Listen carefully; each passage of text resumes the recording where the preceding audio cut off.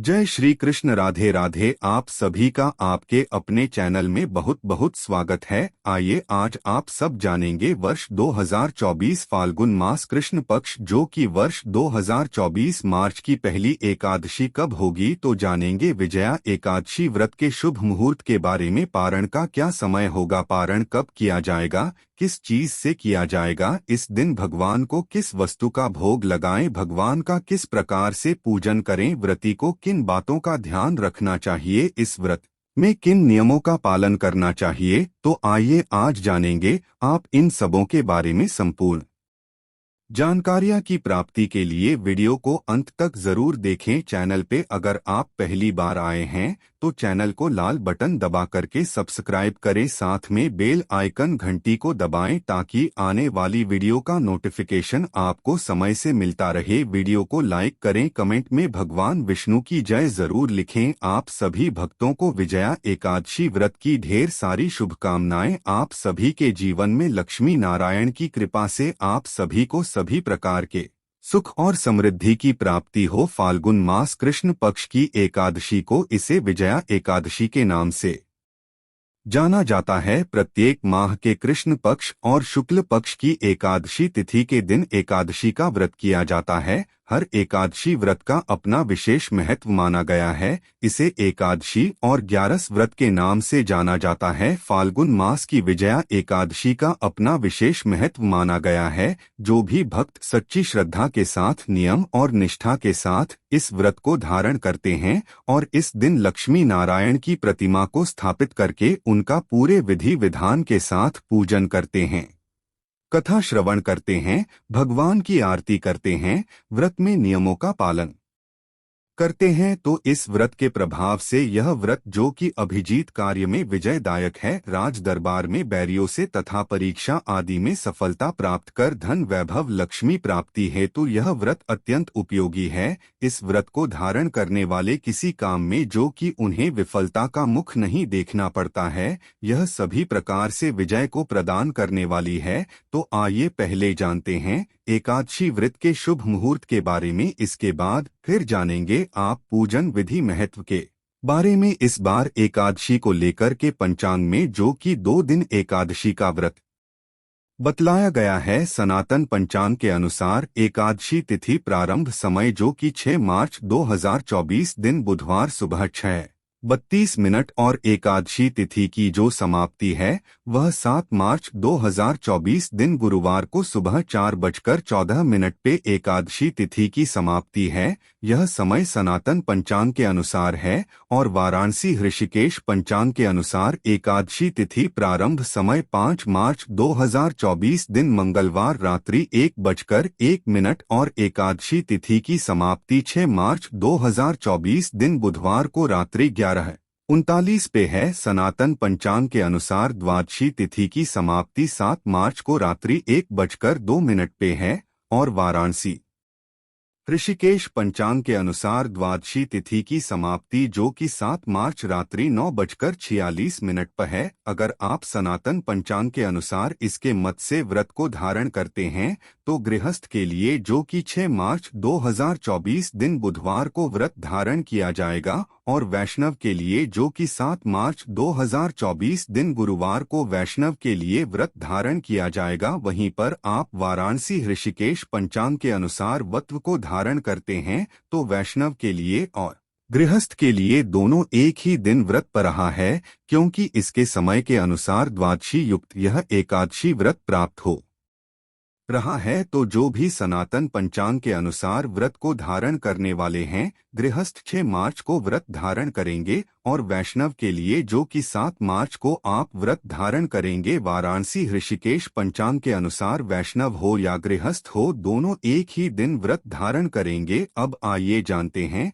पारण समय के बारे में और पारण किस चीज से किया जाएगा। एकादशी व्रत का जो पारण किया जाता है, एकादशी व्रत का पारण जो कि हरिवासर में नहीं करना चाहिए। हरिवासर का समय द्वादशी तिथि का पहला चौथाई हिस्सा हरिवासर का होता है, तो हरिवासर में व्रत का पालन नहीं करना चाहिए। तो जो भी विजया एकादशी व्रत का पारण करने वाले हैं, विजया एकादशी व्रत का पारण जो भी सनातन पंचांग के अनुसार व्रत धारण करेंगे, वह सभी व्रत का पारण 6 मार्च को, व्रत रखने वाले 7 मार्च को व्रत का पारण करेंगे। पारण का समय दोपहर 1:03 से शाम 4:04 तक होगा और 7 मार्च को व्रत रखने वाले 8 मार्च को व्रत का पालन करेंगे। पालन का समय सुबह 6:38 से सुबह 9 बजे तक होगा। और जो भी वाराणसी ऋषिकेश पंचांग के अनुसार व्रत धारण करने वाले हैं, तो वैष्णव और गृहस्थ के लिए एक ही दिन 6 मार्च को व्रत है,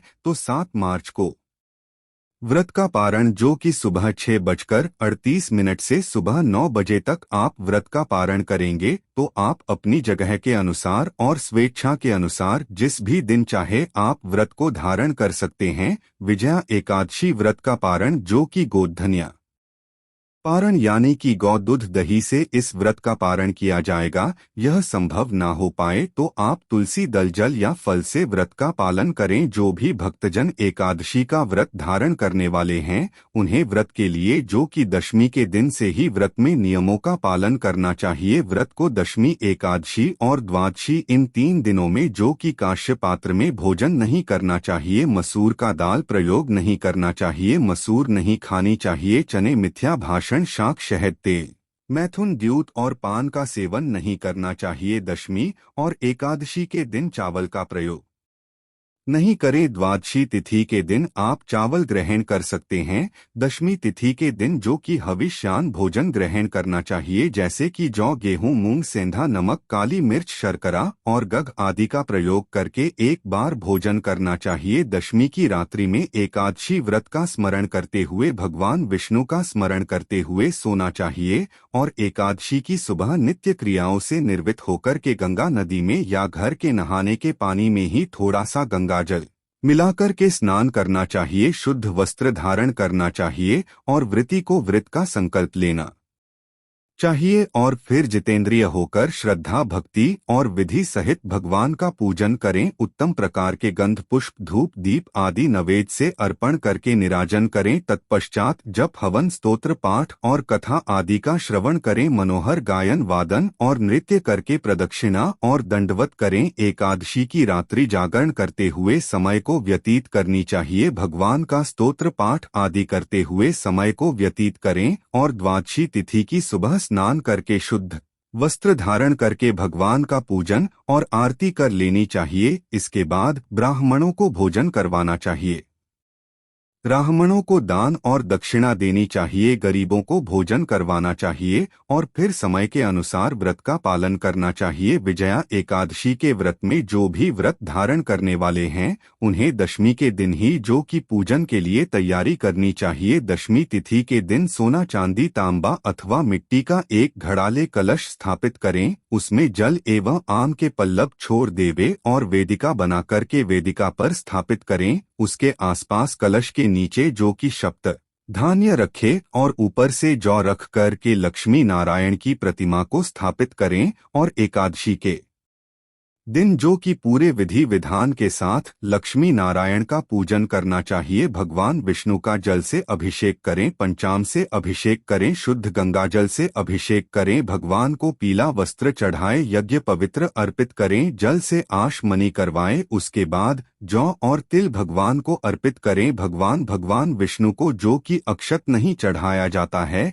इस बात का ध्यान रखें। तो भगवान को जौ और तिल अर्पित करें। उसके बाद तुलसी दल चढ़ाएं। भगवान विष्णु को तुलसी दल अर्पित करने से अति प्रसन्न होते हैं। बिना तुलसी के इनका पूजन मान्य नहीं होता है, तो भगवान को तुलसी दल अवश्य ही अर्पित करें। इसके बाद धूप और दीप दिखाएं, अनेक प्रकार का नैवेद्य अर्पित करें। विशेष करके भगवान को इस दिन जो कि पानी, फल, सिंहार का भोग लगाना चाहिए। आप उसे प्रसाद के रूप में ग्रहण भी कर सकते हैं। इस दिन भगवान को दूध से बने हुए वस्तुओं का भोग लगाएं। ऋतु फल आदि जो भी मिले उसका भगवान को भोग लगाएं। नैवेद्य का भोग लगाते वक्त उसमें तुलसी दल डाल करके भगवान को भोग लगाना चाहिए। फिर जल से आमनी करवाएं। मुख शुद्धि के लिए पान पत्र, सुपारी, लौंग, इलायची के साथ में भगवान को अर्पित करें। द्रव्यदक दक्षिणा चढ़ाएं। इसी प्रकार से माता लक्ष्मी का पूजन करें। माता लक्ष्मी का जल से अभिषेक करें, पंचामृत से अभिषेक करें, शुद्ध गंगाजल से अभिषेक करें। माता को लाल वस्त्र अर्पित करें,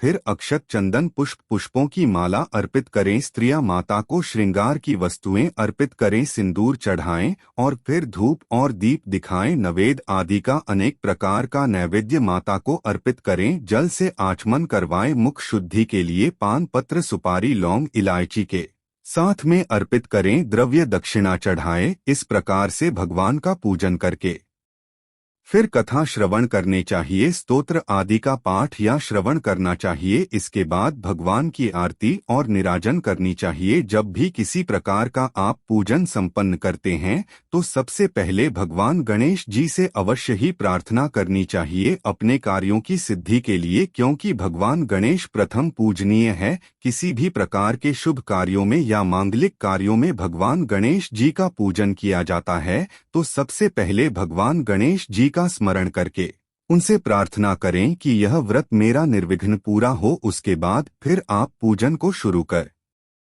सकते हैं। व्रत के दौरान कुछ बातों का ध्यान रखना चाहिए। इस दौरान व्रती को किसी के ऊपर क्रोध नहीं करनी चाहिए, अपने मन में किसी के प्रति ईर्ष्या या द्वेष का भाव नहीं लाना चाहिए, ब्रह्मचर्य का पालन करना चाहिए। व्रत के दौरान जो कि भूमि पर शयन करनी चाहिए, कंबल बिछा करके भूमि पर शयन करें। इस दौरान किसी का अपमान बिल्कुल भी ना करें। अपने से बड़ों का सदा ही आदर और सम्मान करें। महिलाओं का सम्मान कर जहां पर भी महिलाओं का अपमान होता है वहां से माता स्थिर लक्ष्मी रुष्ट होकर चली जाती हैं, तो इनका बिल्कुल भी अपमान ना करें और पूर्ण श्रद्धा भक्ति भाव के साथ भगवान का पूजन करनी चाहिए। इस प्रकार व्रत को धारण करने से जो कि वाजपेयी यज्ञ का पुण्य फल प्राप्त होता है तथा सभी प्रकार के पापों का नाश होता है। जब व्यक्ति के पाप और ताप नष्ट होते हैं तभी उनके पुण्य का उदय हो पाता है। उसके बाद सांसारिक सुखों की प्राप्ति होती है। तो आशा करता हूं कि यह जानकारी आपको अच्छा लगा हो। ऐसे ही ज्ञानवर्धक जानकारियां प्राप्त करते रहने के लिए चैनल पे अगर आप पहली बार आए हैं तो चैनल को लाल बटन दबा करके सब्सक्राइब करें, साथ में बेल आइकन घंटी को दबाएं ताकि आने वाली वीडियो का नोटिफिकेशन आपको समय से मिलता रहे। वीडियो को लाइक करें, शेयर करें। सुखी रहे और स्वस्थ रहे। जय श्री राधे कृष्ण। धन्यवाद।